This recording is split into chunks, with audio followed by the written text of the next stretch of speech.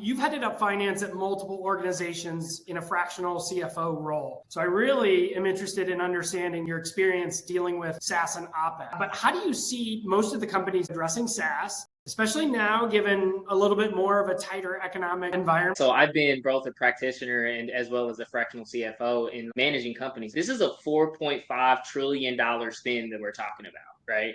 Based on what Gartner expects the SaaS spend to be. So this is a huge greenfield opportunity, right? We see, the uncertainty around the economic climate, right? Like when you look at opportunities to make an immediate impact, people is typically the first place that a lot of traditional CFOs go to in terms of like how they manage their spend.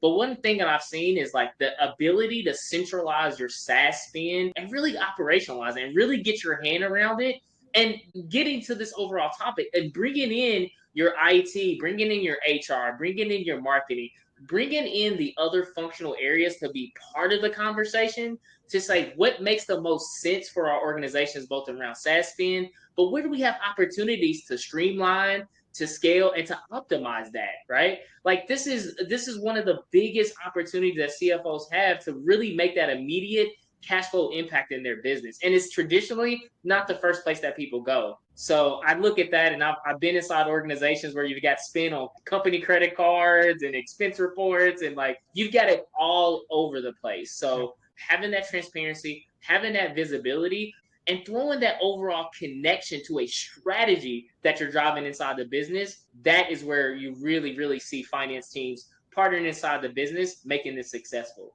Yeah, Chris, great response. Why do you care about SaaS? Why do you care about OpEx specifically? What does OpEx mean to you internally, Chris, in all of the enterprises in which you're working?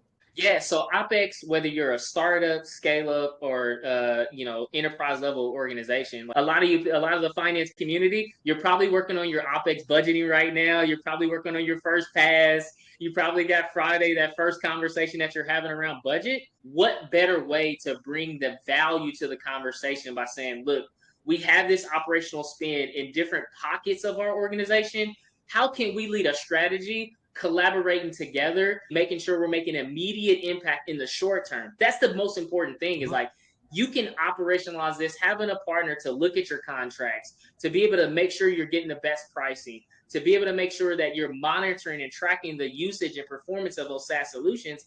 You're getting all the rigor that you would take in that budgeting process that you would do for people headcount, for capital spend.